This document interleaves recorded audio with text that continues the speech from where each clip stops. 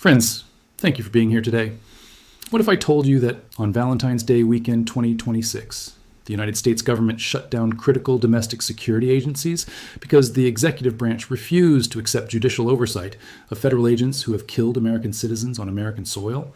And what if I told you that while the Transportation Security Administration, the Federal Emergency Management Agency, and the Coast Guard lost funding and stopped operations, Immigration and Customs Enforcement continued conducting raids with $75 billion in protected funding that congressional Democrats cannot touch?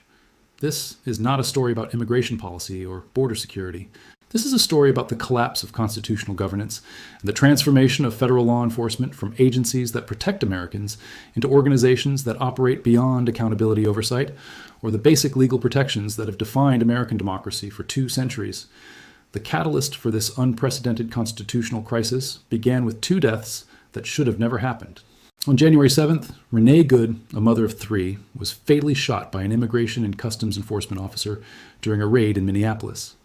24 hours later, Alex Preddy, an intensive care nurse, was killed in another shooting involving federal law enforcement in the same city. Both victims were American citizens. Neither had committed any crime. Both died because federal agents operating without identification, without judicial warrants, and without body cameras entered private spaces and used lethal force against people who pose no threat to public safety.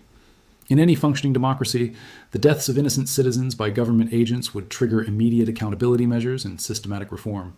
Instead, the Trump administration doubled down on protecting the agencies responsible, while demanding that Congress fund them without conditions or oversight. The constitutional implications of what is happening extend far beyond immigration enforcement. We are witnessing the emergence of a federal police force that operates according to different rules than every other law enforcement agency in America. State and local police departments across the country are required to wear identification, obtain judicial warrants before entering private property, and increasingly use body cameras to document their interactions with civilians. These requirements exist because decades of civil rights litigation established that constitutional protections mean nothing without mechanisms to enforce accountability. Immigration and Customs Enforcement agents, by contrast, have been operating under emergency authorities that exempt them from basic oversight requirements that apply to other federal agencies. They conduct raids wearing masks and tactical gear without name tags or badge numbers. They enter homes, businesses, schools, and hospitals based on administrative warrants issued by immigration judges rather than judicial warrants issued by federal courts.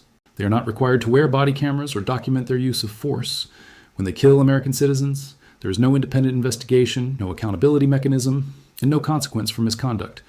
The Department of Homeland Security shutdown represents the first time since Reconstruction that Congress has been willing to defund federal law enforcement agencies to force accountability for killing American citizens.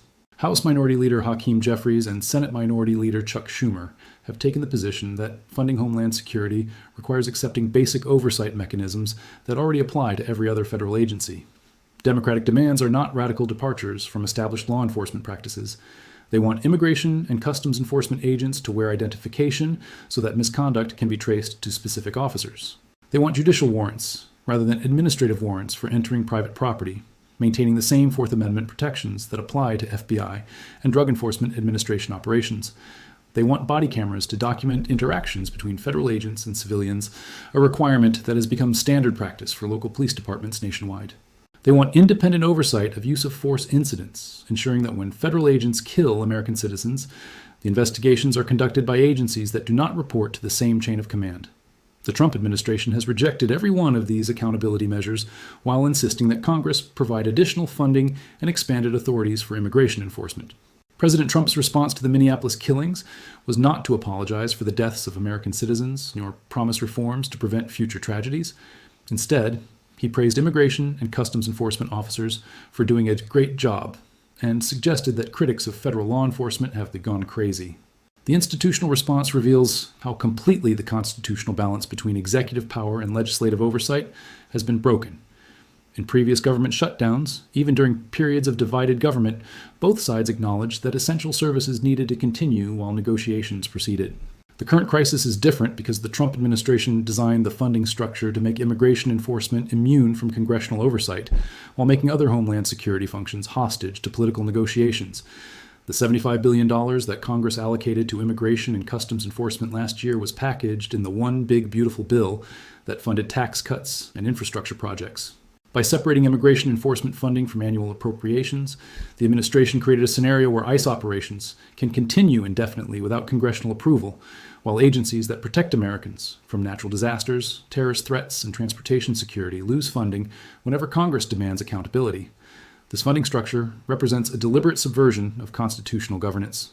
The power of the purse has been the primary mechanism through which Congress exercises oversight of executive branch agencies since the founding of the Republic. And when federal agencies operate without accountability, Congress has historically used appropriations as leverage to demand reforms, investigations, and personnel changes.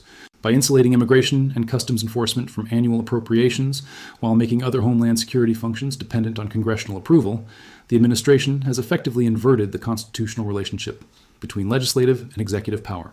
The practical implications are visible across the country as the shutdown enters its second day. Transportation Security Administration agents are working without pay, creating delays and security concerns at airports nationwide.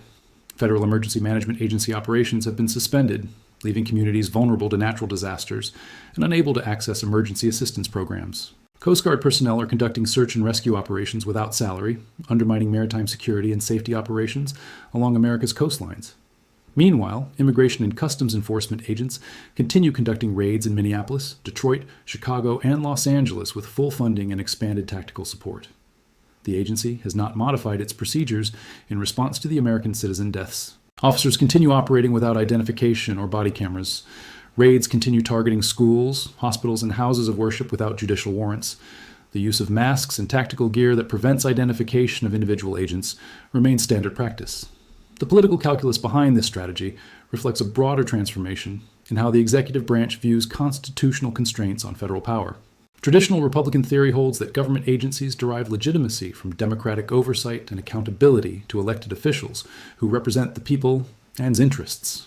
The current approach treats accountability mechanisms as obstacles to effective governance rather than essential features of democratic legitimacy. Congressional Republicans have defended the administration's position by arguing that immigration enforcement is inherently different from other federal law enforcement activities and therefore requires different rules. This argument ignores the fundamental principle that constitutional protections apply to all persons within American territory, regardless of immigration status, and that federal agents who kill American citizens must be subject to the same accountability mechanisms that govern state and local law enforcement. The international implications extend far beyond immigration policy. Allied nations cooperating with American intelligence agencies have begun questioning whether the United States maintains rule of law necessary for sustained partnerships.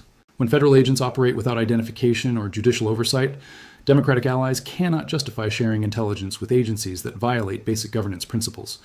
The historical precedent is troubling. During Reconstruction, federal troops operated with minimal oversight. During wartime, agents conducted raids without judicial warrants. During the Cold War, federal agencies surveilled domestic organizations without legal authorization. Each period represented departures from constitutional governance, later recognized as fundamental violations, requiring reforms to prevent recurrence. The mathematical certainty of additional American citizen deaths should concern anyone who believes that federal agencies must operate within constitutional constraints. When law enforcement officers operate without identification, judicial oversight, or accountability for misconduct, the statistical likelihood of wrongful deaths, excessive force, and civil rights violations increases exponentially. Every raid conducted without judicial warrants creates opportunities for tragedy. Every interaction between masked federal agents and American civilians creates potential for fatal misunderstandings. The administrative response reveals complete abandonment of democratic accountability. Instead of implementing reforms to prevent civilian deaths, the Department of Homeland Security focused on communication strategies to minimize political damage while preserving operational independence from oversight. Secretary Kristi Noem announced Minneapolis agents would receive body cameras, but this cosmetic gesture doesn't address the fundamental crisis. Body cameras are worthless without independent review if officers can disable them, and without consequences for failing to activate recording equipment. Friends, what we are witnessing is not a policy disagreement about immigration enforcement. We are watching the systematic destruction of constitutional governance through the creation of federal law enforcement agencies that operate beyond democratic accountability. When Congress cannot use the power of the purse to ensure that federal agents operate within constitutional constraints, the fundamental balance of power that defines American democracy has been eliminated. The choice facing Congress is not whether to fund immigration enforcement or protect homeland security. The choice is whether federal agencies will operate according to constitutional principles or whether executive branch agencies will be permitted to kill American citizens without accountability, oversight, or consequences. Every day that Immigration and Customs Enforcement continues operations without judicial oversight, identification requirements, or accountability mechanisms, the precedent becomes more entrenched that federal agents can operate as an occupying army within American territory. The international community is watching how the United States resolves this constitutional crisis, because the outcome will determine whether American democracy can maintain the rule of law principles that have defined democratic governance for generations. If Congress capitulates to executive branch demands for funding without accountability, every democratic nation will understand that the United States has abandoned the institutional constraints that prevent federal agencies from becoming instruments of domestic repression. The most troubling aspect of this crisis is how readily congressional Republicans have accepted the transformation of federal law enforcement from agencies that protect constitutional rights into organizations that systematically violate them. When elected officials defend federal agents who kill American citizens while arguing that accountability mechanisms undermine effective governance, they are explicitly rejecting the democratic principle that government power must be constrained by law and oversight. The ultimate resolution of this crisis will determine whether constitutional governance can survive the systematic assault on democratic institutions that has defined the past decade of American politics. If federal agencies can operate without judicial oversight, congressional accountability, or consequences for killing American citizens, then the constitutional protections that distinguish democratic governance from authoritarian rule have been effectively eliminated.